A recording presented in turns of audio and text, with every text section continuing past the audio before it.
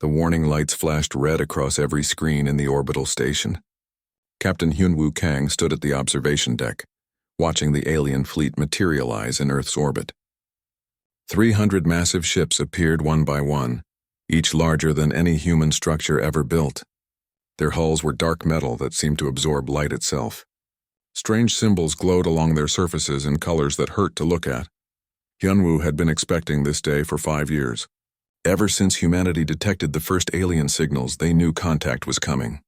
They just hoped it would be peaceful. The size of this fleet told him everything he needed to know about the aliens' intentions. Lieutenant Yuna Choi rushed to his side, her tablet showing the incoming transmission. She was young, barely 25, but her skills in tactical analysis had earned her a position on Sentinel-7, Earth's primary defense station. Her hands trembled slightly as she handed him the device. The message was simple and brutal. The Vorath Empire claimed Earth as part of their territory. All humans were to surrender immediately. Resistance would result in total extinction. They had 12 hours to comply. Hyunwoo read the message 3 times. The arrogance in every word was clear. These aliens saw humanity as insects to be stepped on. They had scanned Earth and found only primitive technology by their standards. Chemical rockets, basic satellites, and simple nuclear power. To the Vorath, humans were no threat at all. He looked at Yuna. Her dark eyes were wide with fear, but also anger. Good. They would need that anger. Send them our response, Hyunwoo said quietly. Yuna's fingers flew across her tablet. She composed the message exactly as Earth's command had prepared years ago, hoping they would never need to use it. The words were simple. Turn around. Leave now. This is your only warning. She hesitated before sending it. Sir, they have 300 warships. We have 12 defense stations and 40 orbital platforms. The numbers, send it, Hyunwoo repeated. The message transmitted across space. On the Vorath flagship, Commander Velthar received the human response. He read it and laughed. The sound echoed through his command center and his officers joined in. These primitive apes dared to threaten the Vorath Empire? They had conquered 847 star systems. They had destroyed species far more advanced than humanity. Velthar ordered his fleet to attack positions. They would show these humans what happened to those who refused the Empire's mercy. Bombardment would begin in 1 hour. Not enough to destroy the planet completely. Just enough to kill 90% of the population. The survivors would be grateful to serve. Back on Sentinel-7, Hyunwoo watched the alien fleet move into attack formation. They were positioning their largest ships in orbit over Earth's major cities. The targeting was obvious. They wanted to cause maximum casualties quickly to break human resistance. They're not leaving, Yuna whispered. Hyunwoo touched a button on his command chair. A small panel slid open, revealing a single red key. He had hoped to never use this. For 50 years, humanity had worked in secret, preparing for this moment. While the world focused on space exploration and colonization efforts, a small group of scientists had pursued something different, something the rest of the galaxy had never imagined. The Vorath Empire had mastered faster-than-light travel 2,000 years ago. They perfected energy shields, plasma weapons, and artificial gravity. Their technology was refined over millennia of conquest and war. But they followed the same path as every other spacefaring species. They built bigger ships, stronger shields, more powerful guns. Humanity took a different approach. When Dr. Minji Seo first proposed weaponizing quantum mechanics in ways that violated traditional physics, she was called insane. But Earth's governments, desperate for any advantage in a hostile universe, gave her unlimited resources. The result was technology that shouldn't exist. Weapons that broke the fundamental rules of reality. Hyunwoo inserted the red key and turned it. Authorization Kang Omega-7. Execute silence protocol on target flagship. Deep in Sentinel-7's core, a quantum processor activated. It sent a signal that traveled faster than light. Not through space, but through a dimension physics textbooks said was impossible. The signal reached the Vorath flagship and released a burst of exotic particles that humanity had only theorized about a decade ago. On the flagship, Commander Velthar was about to give the order to fire when everything stopped. Not slowly, not with any warning. Just stopped.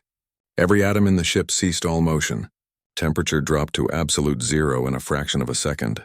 Every Vorath aboard died instantly, frozen in time and space. Their last thoughts trapped forever in neurons that would never fire again. The ship didn't explode or collapse. It just hung in space, a perfect monument to the moment it died. 70,000 Vorath warriors gone in an instant. The rest of the Vorath fleet saw their flagship go dark. All sensors showed it was still there, physically intact. But it was completely dead. No power, no life signs, no movement at all. It was as if the ship had been removed from time itself. Panic spread through the alien fleet. Admiral Korveth, now in command, demanded answers. His scientists had no explanation. This wasn't an explosion or an energy weapon.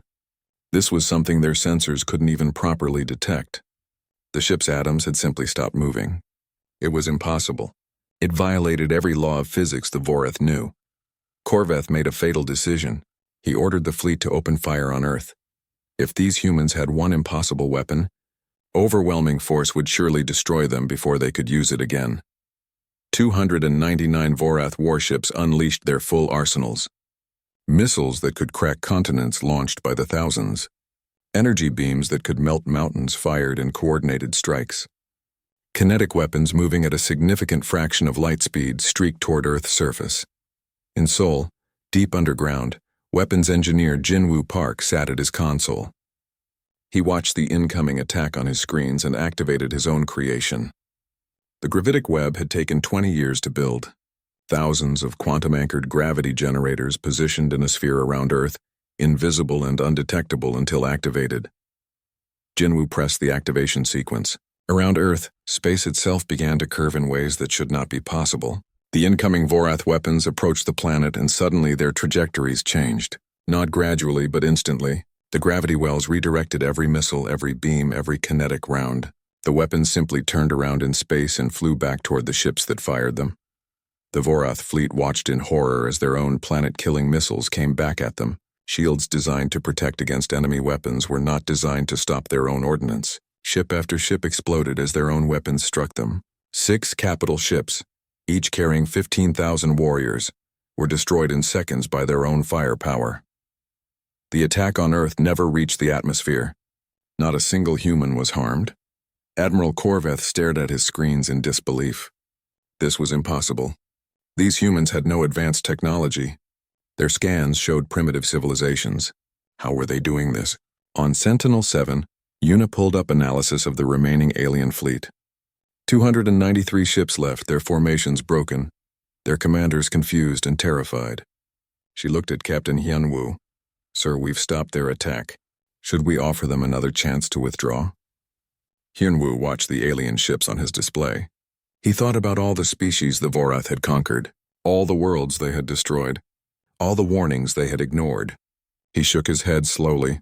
No more warnings, he said. They had their chance. Now they learn why you don't invade Earth. He opened a channel to Earth Command. This is Sentinel-7. The Vorath have committed to hostilities. Requesting authorization for full defensive response. The reply came immediately. Authorization granted. Show them what humans can do. The real war was about to begin, and the Vorath Empire was about to face something they had never encountered in their long history of conquest. They were about to face a species that had spent 50 years preparing for this exact moment. A species that had looked at the laws of physics and decided they were merely suggestions. The warning had been given.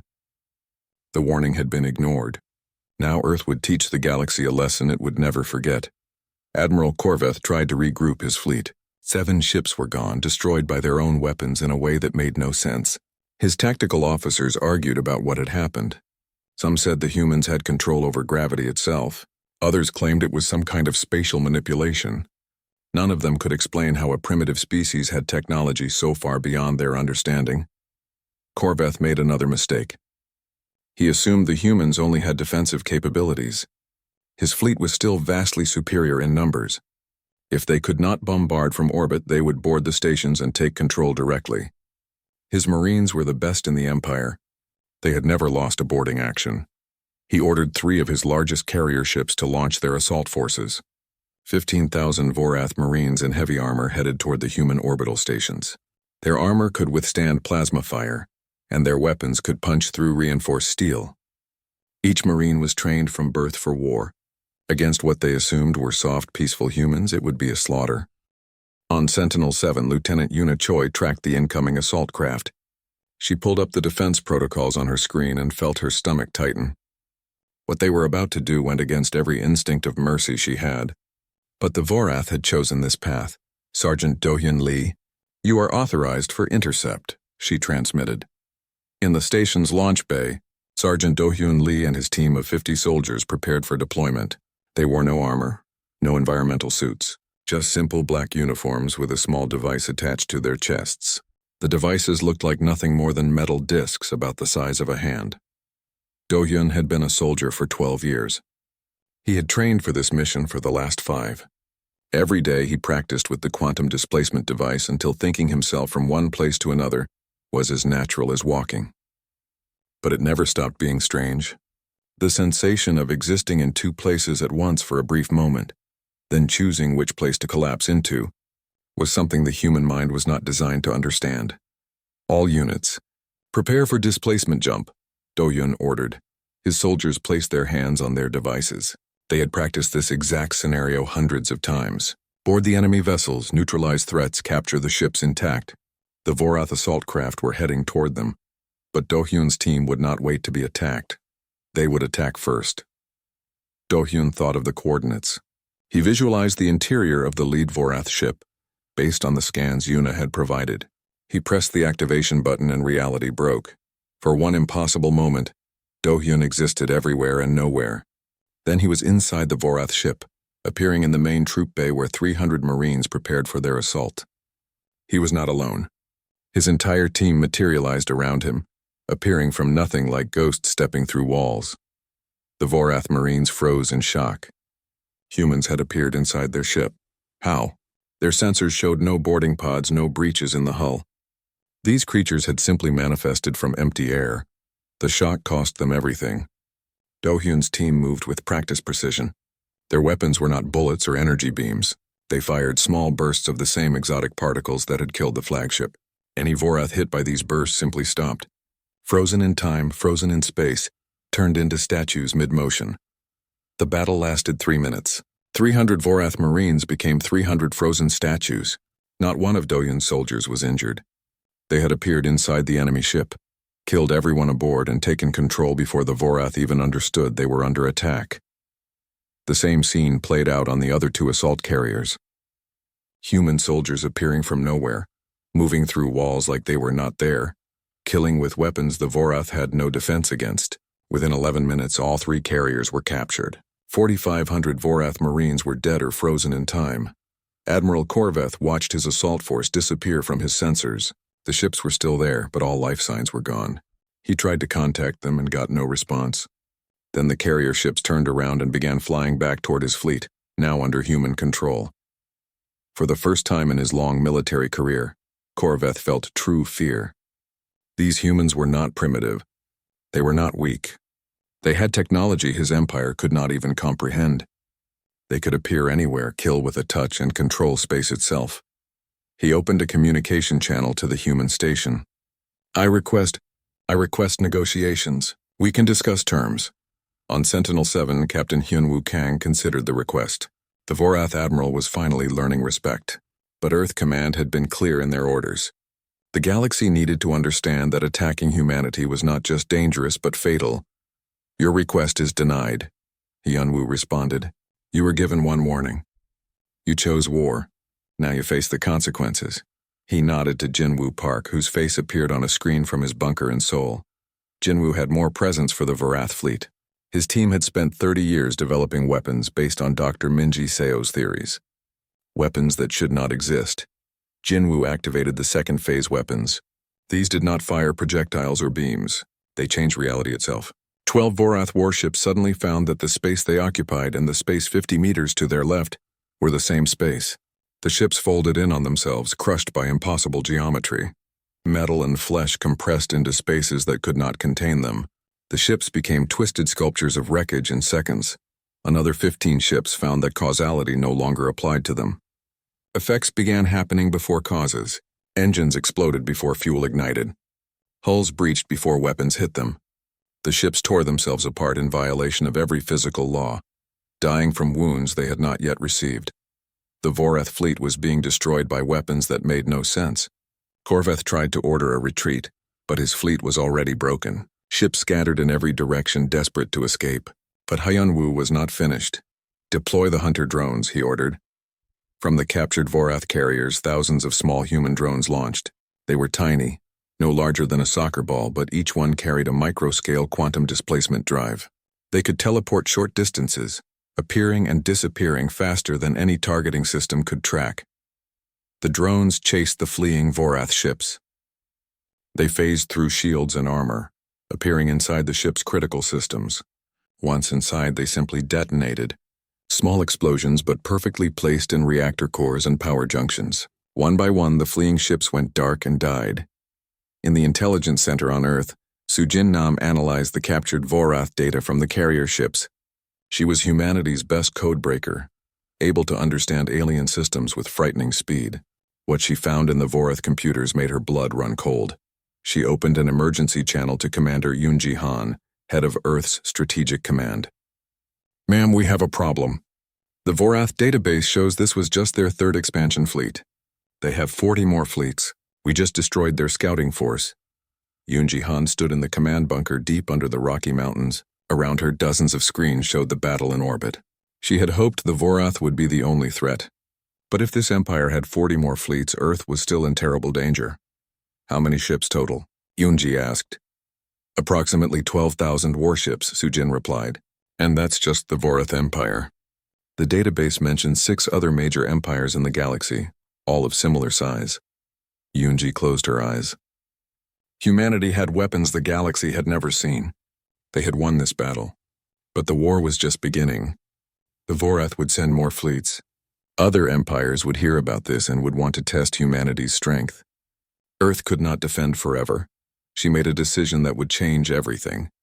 "We cannot wait for them to come to us. We need to take the fight to their territory. We end the Vorath Empire before they can organize a response." "Ma'am, that would require invading their home systems," Sujin said. "We do not have the ships or the manpower." "We do not need thousands of ships," Yoon-ji replied. "We just need one. One ship with our best weapons and our best crew. We strike their hearts so hard that every other empire sees what happens when you threaten Earth." She pulled up the construction files for a ship that had been in development for 3 years. The UES Fury. It was not large. It carried only 200 crew members, but it was equipped with every impossible weapon humanity had created. It was designed for one purpose: to make the enemy so terrified that they would never attack again. In orbit, the battle was ending. Of the 300 Vorath ships that had arrived, only 37 remained. They floated in space, powered down, their crews surrendering. Captain Hyunwoo Kang had offered them one choice: surrender or die. They chose to live.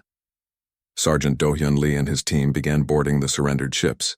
They would question the crews, learn about the Vorath Empire's systems and defenses. Every piece of information would help the Fury's mission. As Do-hyun walked through the Vorath ships, he saw the alien soldiers up close for the first time. They were large creatures, 7 feet tall with 4 arms and thick armored skin. They looked like natural warriors, yet they cowered before humans. Not because humans were stronger or tougher, but because humans had learned to break the rules. Lieutenant Yuna Choi sent her report to Earth Command. The battle was won. Earth was safe for now, but she knew this was just the beginning. The galaxy was big and full of empires that had never lost. They would come for Earth eventually. They would all learn the same lesson the Vorath had learned today. Humanity did not fight fair. Humanity fought to win, and when humans fought, the laws of physics themselves became weapons. The Vorath Empire had sent 300 ships to conquer Earth. Now Earth was preparing to send one ship to conquer the Vorath Empire. The hunters had become the hunted. The UES Fury launched from Earth's dark side 3 weeks after the first battle.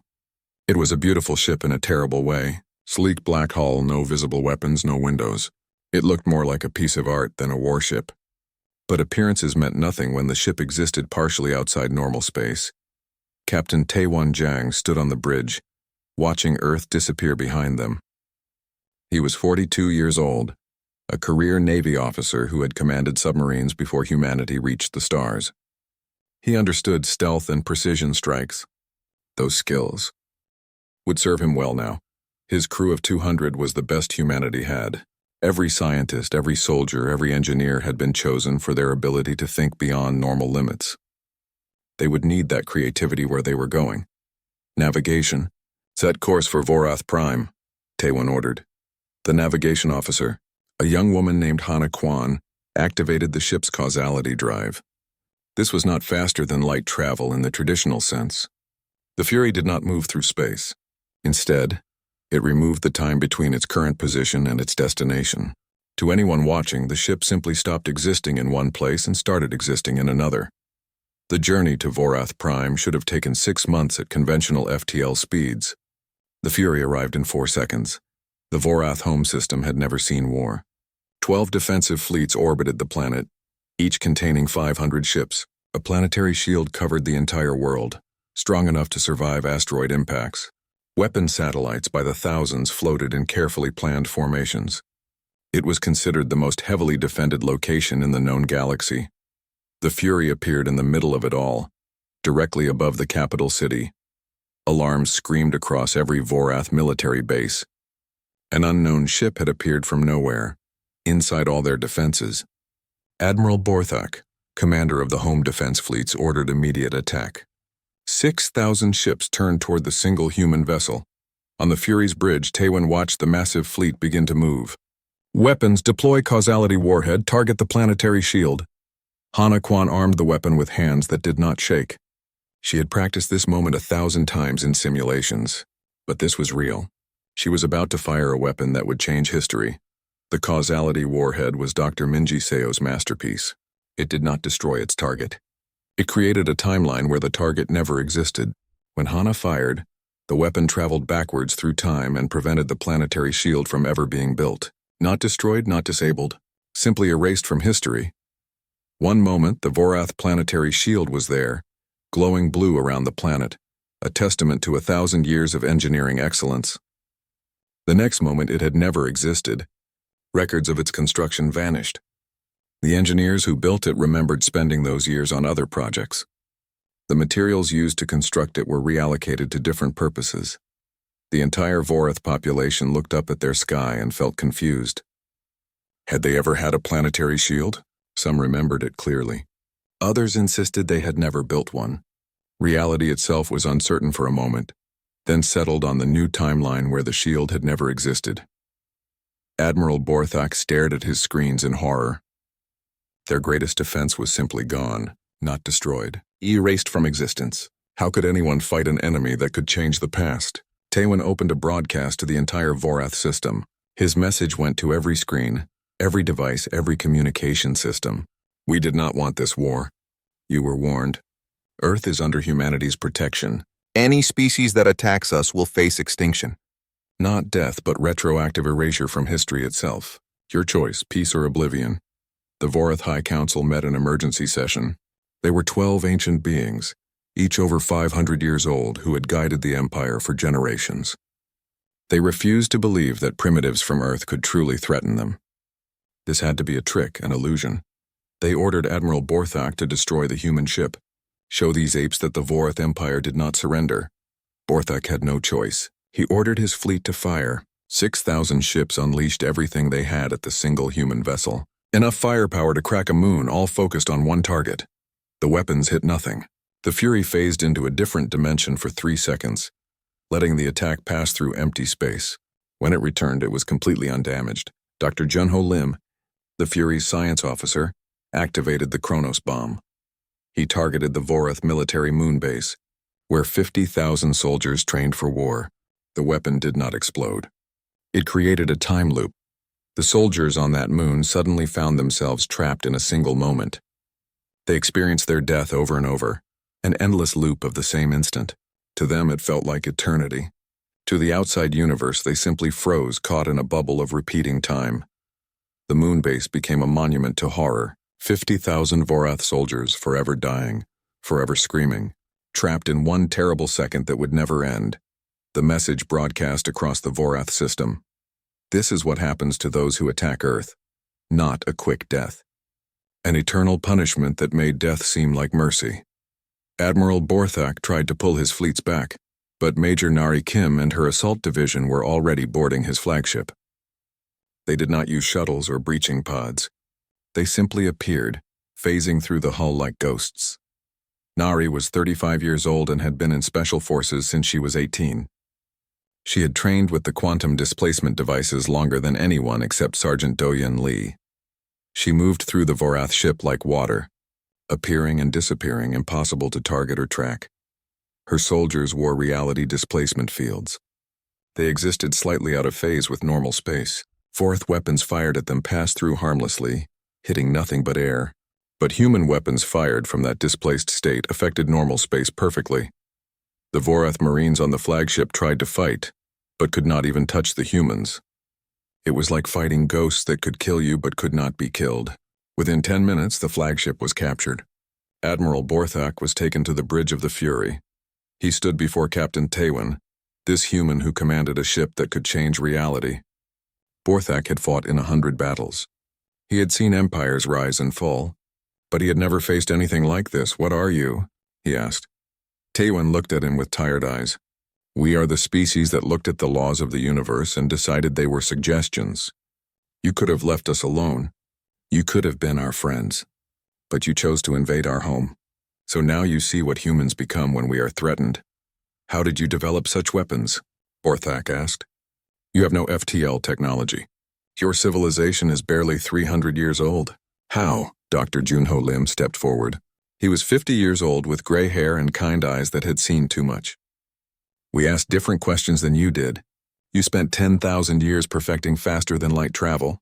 We spent 50 years asking what if the rules do not apply. While you built better ships, we learned to break physics itself. But why?" Borthak's voice was desperate now. "Why create such horrifying weapons? What drove you to this madness?" "Fear," Taewon answered simply. "Humanity has almost destroyed itself a dozen times. Nuclear war, biological weapons, artificial intelligence gone wrong. We developed these weapons to stop ourselves, to create a deterrent so powerful that we would never dare use it. When you arrived, we already had arsenals designed to fight something more dangerous than any alien empire. Ourselves." Borthak understood then, and the understanding was worse than anything else. Humanity was not naturally warlike. They had not developed these weapons to conquer others. They had developed them to survive their own self-destructive nature. And when an external threat appeared, humanity simply pointed those weapons outward. The Vorath High Council refused to surrender. They sent a message to the Fury. The Empire would never bow to primitives. They would fight until the last Vorath drew breath. Taewon had hoped to avoid more death. But the Council had made their choice. He ordered the Fury to begin systematic elimination of military targets, not the civilian population. Humanity would not commit genocide, but every military base, every weapons factory, every warship in the system would be destroyed. The campaign took 6 hours. The Fury moved from target to target, unstoppable, untouchable. Vorath weapons could not hit it. Vorath ships could not catch it. Vorath shields could not stop its weapons. It was like watching a lion hunt mice. The outcome was never in doubt. Major Nari Kim led boarding actions on 12 more military stations. Her soldiers moved through them like angels of death, appearing from nowhere, freezing enemies in time, moving on to the next target. Not one human soldier was killed. Thousands of Vorath died without even understanding how. On Vorath Prime, the civilian population watched their military crumble. The mighty empire that had conquered 800 systems was helpless before one human ship. Parents held their children and wondered if they would see tomorrow. But the Fury did not fire on civilian targets. Taewon's orders were clear, military only. Humanity would show the galaxy that they could be precise in their violence. They did not need to kill everyone to win. They just needed to kill the right ones. After 6 hours, every military target in the Vorath Prime system was destroyed or captured. 30,000 Vorath soldiers were dead. Twice that many were frozen in time, trapped in eternal punishment.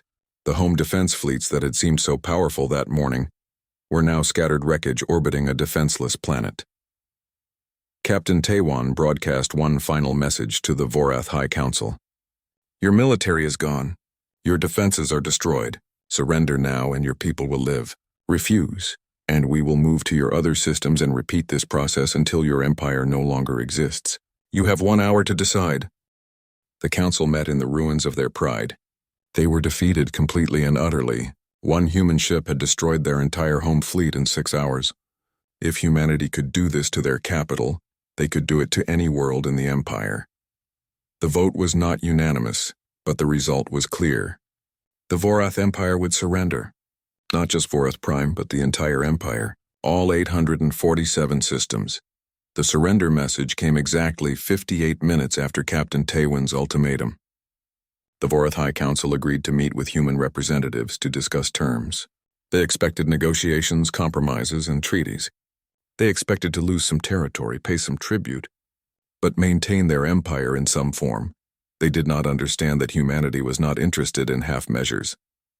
Commander Jian Bayek arrived on Vorath Prime with an escort of just 10 soldiers. She was humanity's chief diplomat, but she had also been a Marine for 15 years. She knew how to negotiate from a position of strength. The Vorath had not seen her full credentials. She held degrees in law, political science, and military strategy. She had spent 5 years preparing for this exact moment. The meeting took place in the Vorath Imperial Palace, a massive structure that had stood for 3,000 years. The High Council sat on their ancient thrones, beings of immense age and power. They had presided over the rise of the greatest empire in this region of space. Now they faced a human woman who looked barely 40 years old. Emperor Velgorath the Eternal spoke first. He was 600 years old and had ruled for 4 centuries.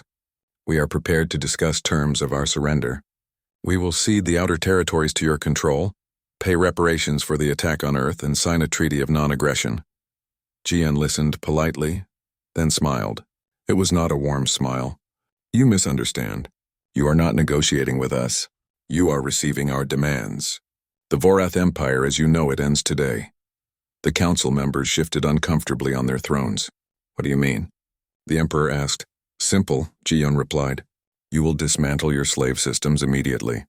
All species you have conquered will be granted full autonomy. Your military will be reduced to 10% of its current size, enough for defense but not conquest. You will open your borders to observers from Earth who will ensure compliance, and you will never ever threaten another world again. That would destroy our civilization, one council member shouted. Our entire economy is built on slavery, Jian cut him off. Yes, we know. You will rebuild your economy on something else, trade, manufacturing, services. We do not care how you do it, but the slavery ends now. And if we refuse? The Emperor asked quietly. Jian pulled up a hologram display. It showed the Vorath moon base where 50,000 soldiers were trapped in eternal time loops.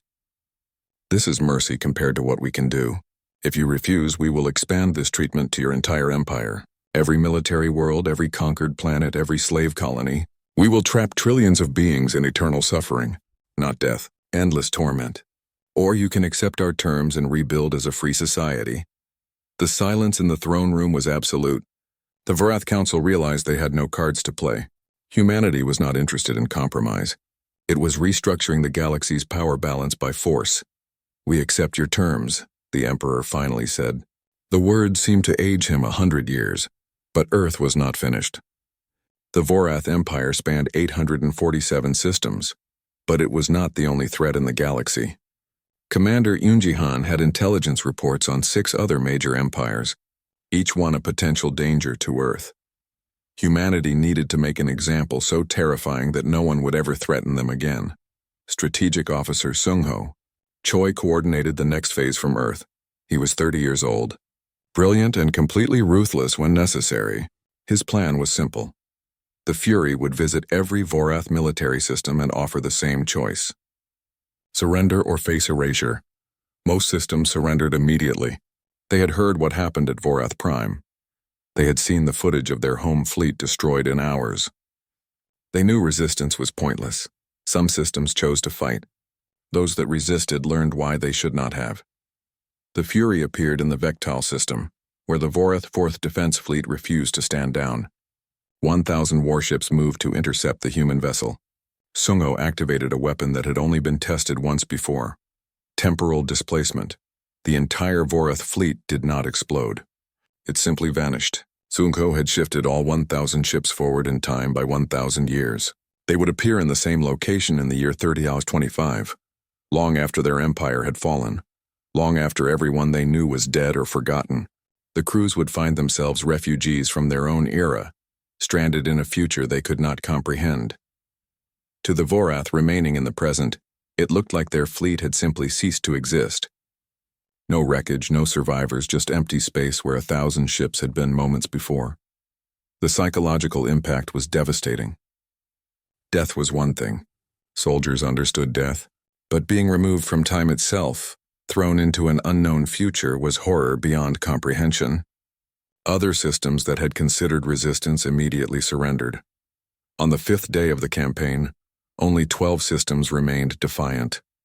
They were the most militaristic colonies where warrior culture ran deepest. They refused to believe humanity could defeat them all. They prepared for glorious last stands. The Fury visited each one.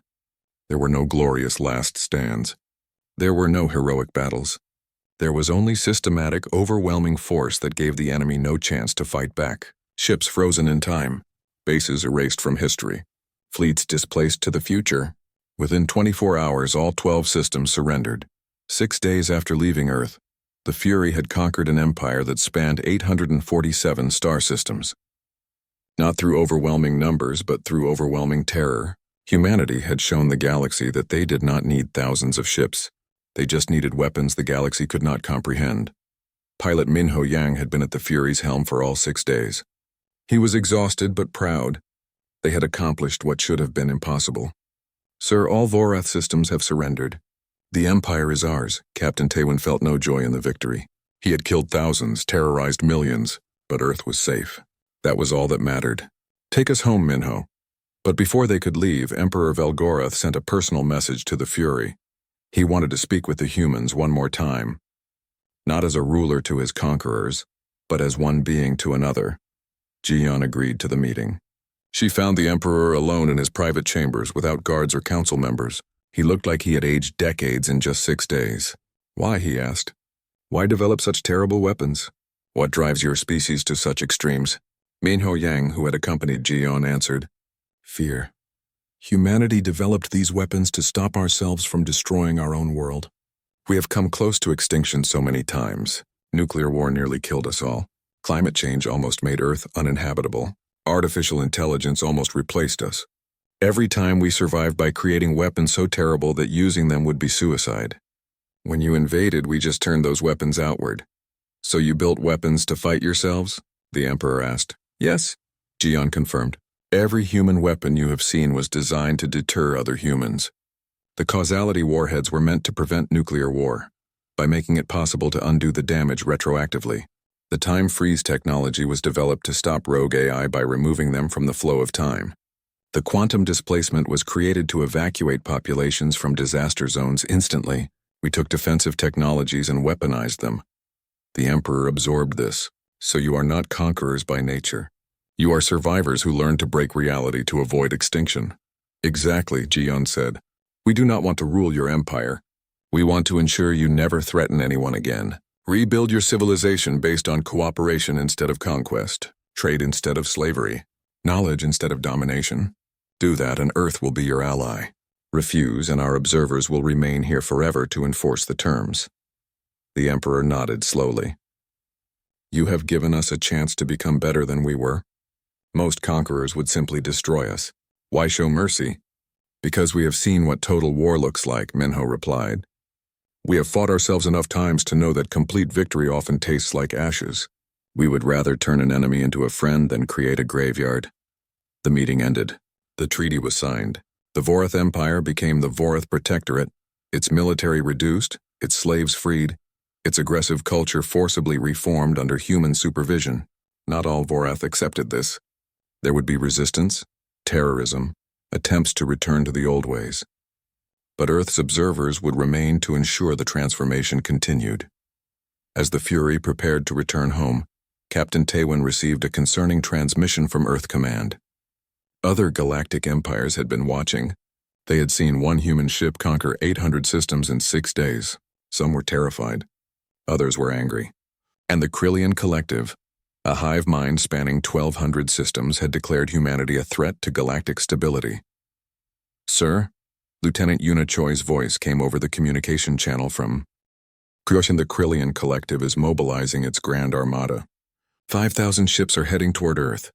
They believe numbers will overcome your weapons. Taewon looked at his exhausted crew. They had just fought a 6-day campaign across an empire. Now they faced an even larger threat. How long until the Krillian ships reach Earth? 3 weeks, Yuna replied. Then we have time to prepare, Taewon said. Return to Earth, alert all commands. If the Krillians want war, we will give them something they will never forget. The Fury turned toward home, leaving behind a conquered empire and a galaxy that was finally beginning to understand what humanity could do. But the real test was still to come. The Vorath had been a single empire, proud but conventional. The Krillians were a hive mind, vast and ancient with technology developed over 50,000 years. They thought numbers would be enough. They thought overwhelming force would crush the humans. They were about to learn the same lesson the Vorath had learned. Never underestimate the species that survived by learning to break the rules of reality itself. The Krillian Grand Armada was the largest military force assembled in galactic history. 5,000 warships moved as one, guided by a single hive consciousness that had existed for 50,000 years. The Krillians had watched humanity defeat the Vorath Empire and decided such power could not be allowed to exist unchecked. Their logic was simple and cold. Humanity must be eliminated before they became too powerful to stop. Better to strike now, while humans had only one super weapon ship, than wait for them to build a fleet. Admiral Hyunwoo Kang, now promoted to Supreme Commander of Earth Defense, watched the Krillian fleet approach on his displays. 3 weeks had passed since the Vorath surrender. 3 weeks to prepare for what was coming. 3 weeks to complete Project Abyss.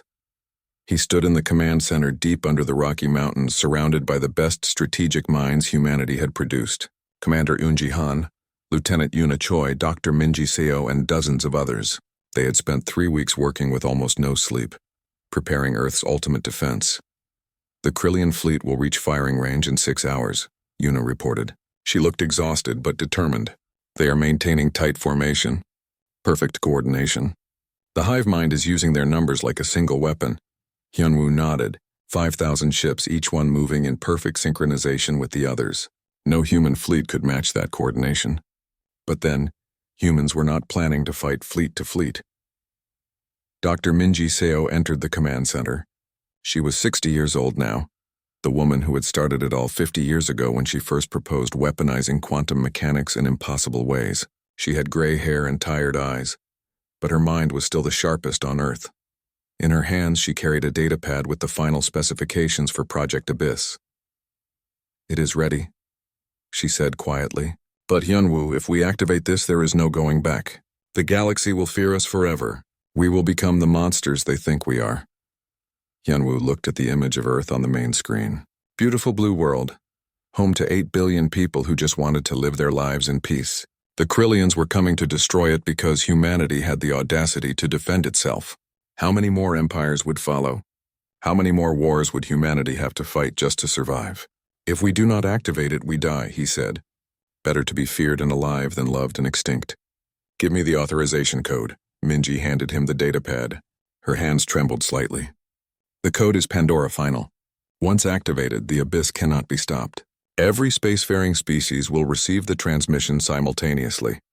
They will all know what we have done." "Good," Hyunwoo said. "Let them all know at once." The Abyss was not a weapon in the traditional sense. It was humanity's final guarantee of survival. For 3 years, a team of scientists had been working on a quantum encryption algorithm that was absolutely unbreakable by any known mathematics. They had used it to lock away the complete specifications for 3 of humanity's most devastating weapons: the Kronos bomb, the causality warhead, and the quantum displacement device. The specifications were stored in a quantum state that existed in every point in space simultaneously. The encryption would automatically break and release if Earth's vital signs monitor ever went dark. If Earth was destroyed, if the human population dropped below 1 billion, if Earth's core defenses stopped broadcasting their alive signal, the encryption would fail, and every species in the galaxy would suddenly have access to weapons that broke the laws of physics. Weapons they could build with their own technology. Weapons that would tear civilization apart. It was the ultimate dead man's switch. Mutually assured destruction on a galactic scale. 6 hours later, the Krillian Grand Armada arrived at Earth orbit.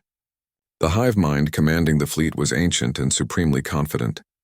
It had calculated every possible human defense and determined that numbers would overwhelm any technology. 5,000 ships against one planet. The outcome was certain. The Krillian fleet began their attack run. And then every screen, every device, every computer in the entire galaxy lit up with the same transmission. It was a simple message from humanity. To all spacefaring civilizations. Earth is under ultimate protection. 3 of humanity's weapon specifications are locked behind quantum encryption. If Earth is attacked and our defenses fail, if our population is reduced, if we are destroyed, the encryption automatically breaks. Every species will receive full instructions to build the Chronos bomb, which traps victims in eternal time loops, the causality warhead, which erases targets from history, the quantum displacement device, which allows instant teleportation. If we fall, these weapons become available to everyone. Every government, every faction, every terrorist group in the galaxy will be able to build weapons that destroy causality itself. The galaxy will burn within weeks. Your choice is simple. Leave Earth alone or everyone dies together. The Krillian Grand Armada stopped. 5,000 ships hung in space, weapons armed but not firing. The hive mind processed this new information at incredible speed. It calculated what would happen if these weapons became public knowledge. Chaos. Absolute chaos. Species would use causality weapons to erase their historical defeats. Time would become meaningless as different factions tried to rewrite history. Quantum displacement would allow terrorists to appear anywhere, anytime. Conventional defenses would be worthless. Within 3 weeks, the galactic community would collapse.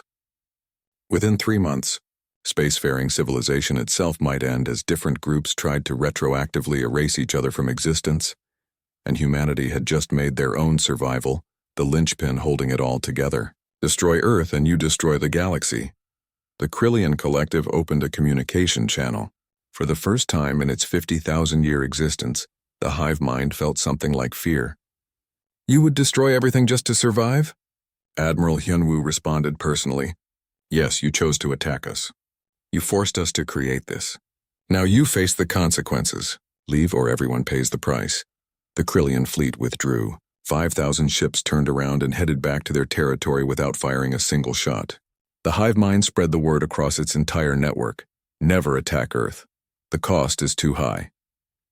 In the command center, Lieutenant Yuna Choi watched the alien fleet retreat. She turned to Hyunwoo. Sir, did we just blackmail the entire galaxy? Yes, Hyunwoo said simply.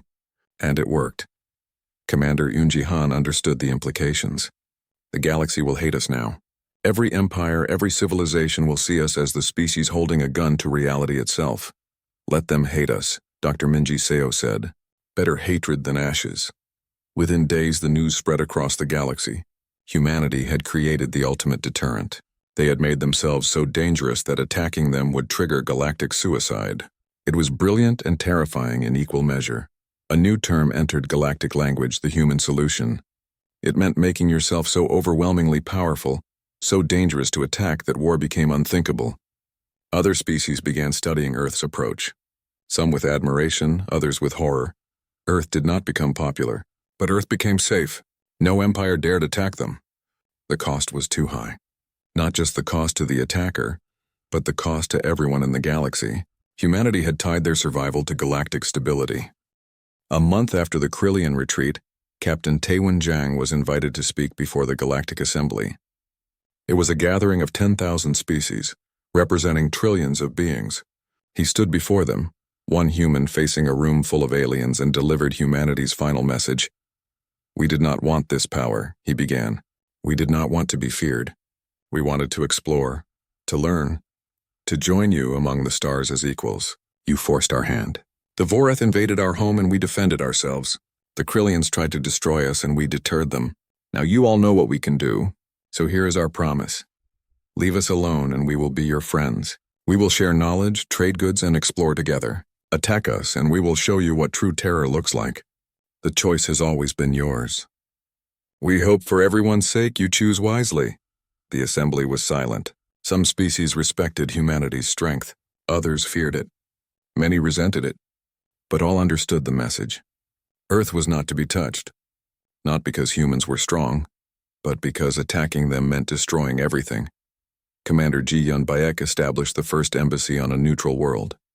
Other species began approaching Earth for trade agreements and technology exchanges. Not all were friendly, but all were careful. Humanity had rewritten the rules of galactic politics in their favor. On Earth, life slowly returned to normal. People went to work, raised families, pursued their dreams, but in orbit, defense stations remained at full readiness. In bunkers around the world, weapons that could break reality stood ready. And in space, the Fury and a dozen ships like it patrolled constantly. Lieutenant Yuna Choi, now promoted to commander, visited the memorial built for those who died in the first Vorath attack. 70,000 aliens frozen in time, a reminder of what happened when you underestimated humanity. "We never wanted to be monsters," she said quietly to her reflection in the memorial's surface.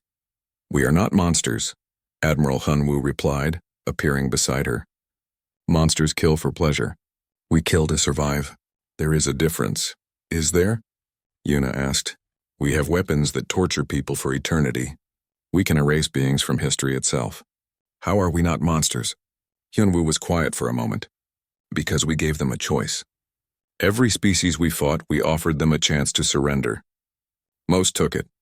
Those who did not made their choice. We have terrible weapons, yes, but we use them only when we must. That is what separates us from true monsters." Across the galaxy, species that had witnessed humanity's rise told stories to their young, stories about the dangerous species from a small blue world. The species that looked at the laws of physics and decided they were negotiable. The species that built weapons to fight themselves, then turned those weapons on anyone foolish enough to threaten their home. Some stories painted humans as villains. Others portrayed them as necessary protectors. But all agreed on one thing. Never invade Earth, the humans are insane. They would rather destroy everything than lose. They warned you to run, and if you did not listen, you learned why fear is sometimes the most rational response.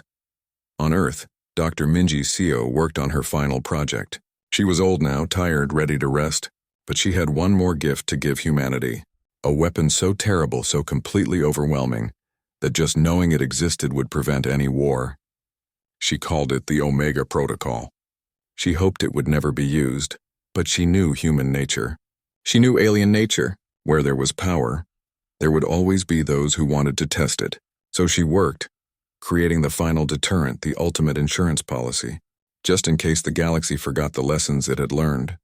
Because humanity had learned one truth above all others. Peace is not maintained by being nice. Peace is maintained by being too dangerous to fight. The universe is not kind, and survival belongs to those willing to do terrible things to protect what they love. Earth survived, not because humans were good. Earth survived because humans were willing to be bad when necessary. And the galaxy, for all its power and ancient wisdom, had finally learned to leave humanity alone. Not from respect, not from friendship, but from pure rational fear. And in that fear there was finally peace. The warning had been given. The warning had been ignored, and the galaxy would never forget what happened when you pushed humanity too far. In the darkness between stars, alien children learned a simple lesson. There are species you can fight, and there are humans. Never confuse the two.